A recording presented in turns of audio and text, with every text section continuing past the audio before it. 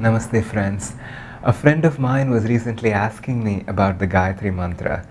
She has been chanting it for many years and was wondering what is the deeper meaning or the purpose of doing this mantra so often in fire ceremonies or other occasions. Now that a lot of these mantras and Eastern spiritual practices have become so common in the West, I thought it would be useful to make a video about this mantra and its meaning and purpose in general. So I hope you find it helpful. Even before we look at the Gayatri mantra, I think it is worth looking at the word mantra and what it really means, because this word has become so common in the English language today that we use it in many different contexts and with many connotations. So, what does the word mantra really mean? It's very simple. Mantra is simply a set of words or a word or a set of syllables, the sound of which is imbued with spiritual power and a certain specific intention. That's what a mantra really is. But it's not just any set of words that one might randomly come up with. It is something that has been channeled from a higher state of consciousness and that has been imbued with that power by someone who is in touch with the divine. Most of the mantras that come from the Eastern tradition are ones that have been practiced in India and the Indian subcontinent for thousands of years, and these, either from the Vedas or from different Indian scriptures, have been brought to us by saints and sages in the Indian subcontinent who were in tune with the divine in that particular way. And every mantra, whether the Gayatri mantra or any other mantra that you can think of, also has a specific intention associated with it. As we tune into that intention, we are able to draw that power through the sound that we chant by vocalizing those syllables of the mantra.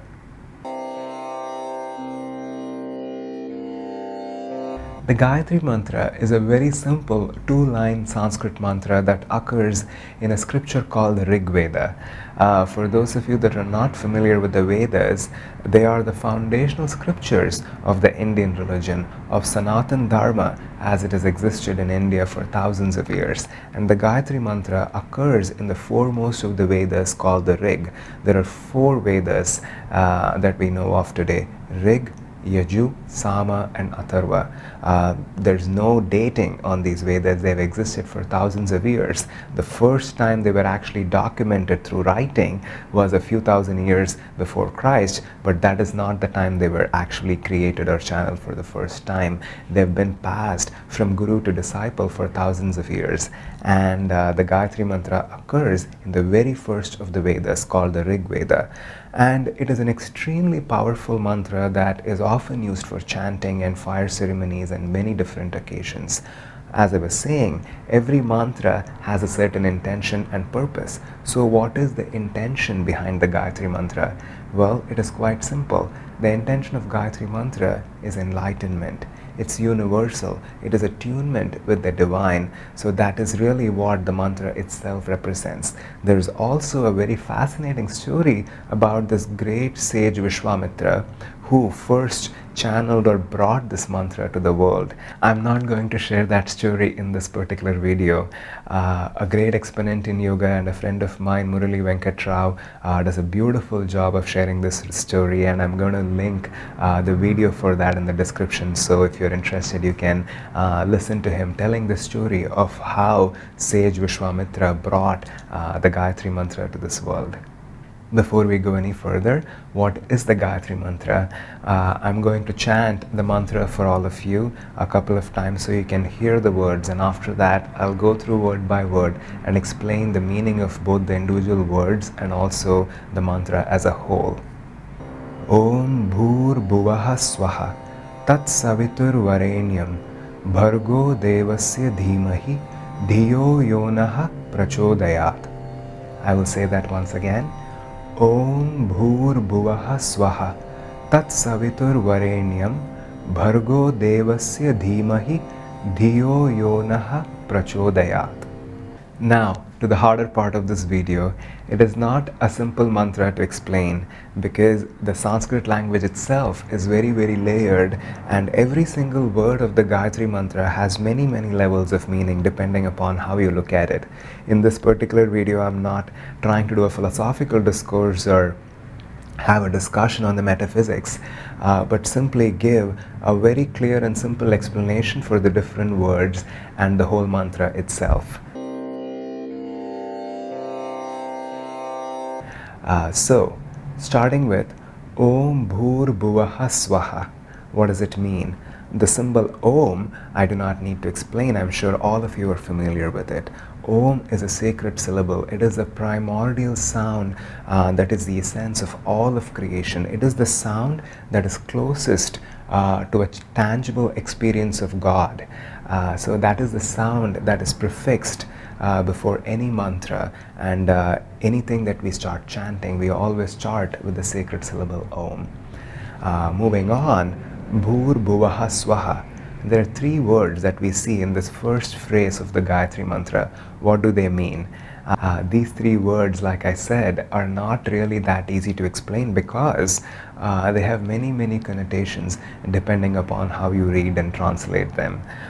In the simplest of ways, one of the ways to look at this first phrase is as referring to the three planes of existence, the physical, the astral or the energy plane that's right behind the physical, and the causal universe, the universe of thought that is behind the energy plane. So the words Bhur Bhuvaha Swaha in essence encompass all these different planes of existence. They could also be used to refer to the triune qualities of human nature, and in another sense it could also mean present, past and future.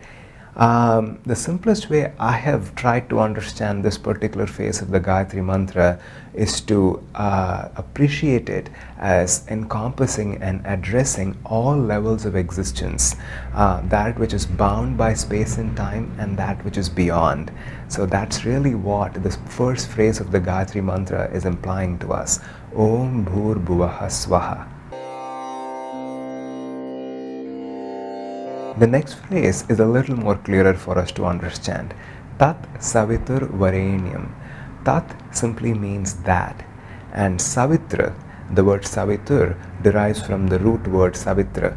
Savitra simply means sun. The literal translation of this word is obviously the sun that we see with our naked eyes, but the deeper essence of this word, or the real contextual meaning of this word, is the inner sun, the source of light that is within us. This particular point in the human body is referred to as the spiritual eye, and as we go deep in meditation, we perceive light at this point. This is the point of Christ consciousness. In Sanskrit, we call it Kutastha Chaitanya. And this particular point is the inner sun, because the sun that we perceive in meditation is essentially what the Gayatri mantra is referring to as Savitra. And the word Varenyam simply means the most supreme, the most adorable, the one that is praiseworthy and worthy of worship.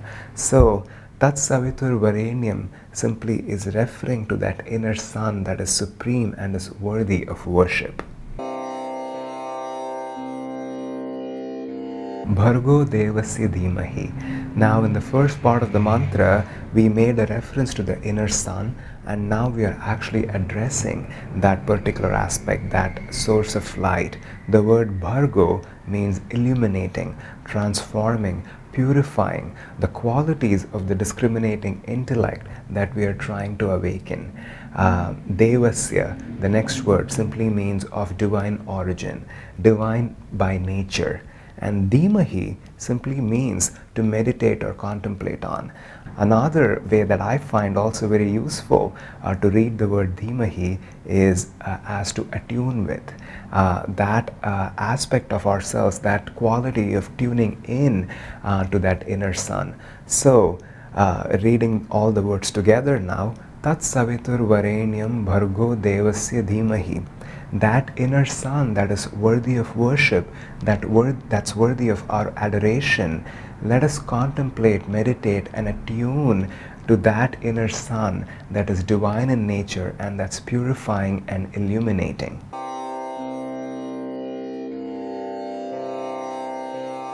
The last phrase of the Gayatri mantra is Dhiyo Yonaha Prachodayat.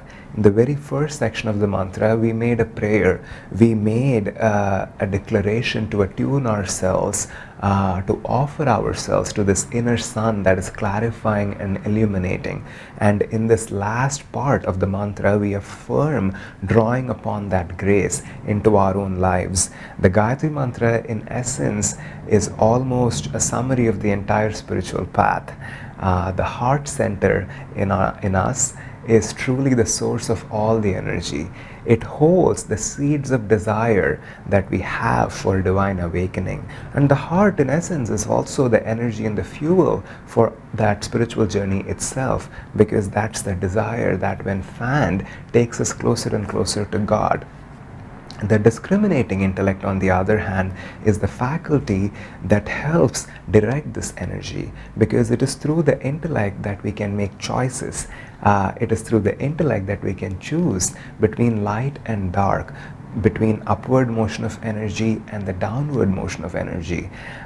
In the Gayatri mantra, what we are doing is attuning our intellect, our will, to the divine will by tuning into that inner sun, asking for guidance. Dhiyo yonaha prachodayat simply means, let my discriminating intellect, let my buddhi, the word dhiyo simply refers to that pure discriminating intellect. Let that be guided and blessed by my attunement to this inner light. That's essentially what we are praying for in the Gayatri mantra. To review the meaning of the mantra once again, what the Gayatri mantra is telling, what we are saying by chanting the Gayatri mantra is, this pure inner light that is the most supreme, that is worthy of worship and adoration, that is illuminating and purifying to my intellect, I am tuning into that. I am absorbed in this inner light, and through that, let my intellect and let my will be constantly guided. Let me be blessed with the presence of this guidance in my life. That's really what the Gayatri mantra is affirming. My Guru Yogananda had a beautiful prayer which I practice in my own life very, very often. It is simply this: Lord, I will, I will think, I will act, but guide thou my reason, will, and activity to the right course in everything. Which is simply to say that this human ego is the essence of who we are. It is how we identify with this body and with this mind. So we have to liberate that ego by offering it through the choices that we make with our own will.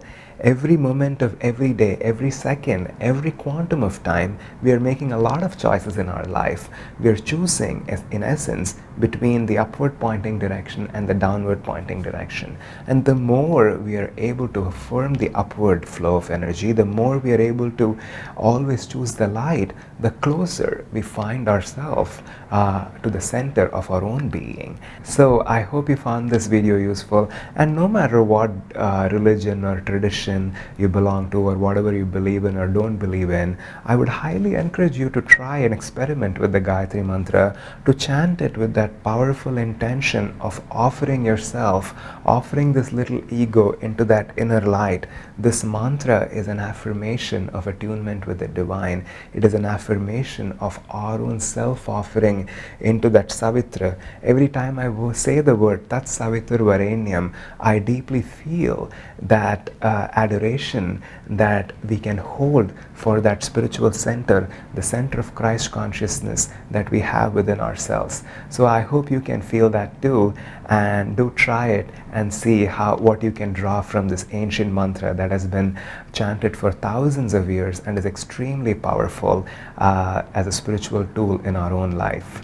I also hope to provide a similar explanation of the Mahamrityunjaya mantra, which is again a very popular mantra and a common and a very, very powerful mantra that we use in fire ceremonies and different kinds of offerings. If you have any other ideas or comments or other mantras that you would like for me to explain, or questions on whatever it is that I described, feel free to leave it in the comments below. If it is within my capacity to answer or explain, I will surely do that. God bless you.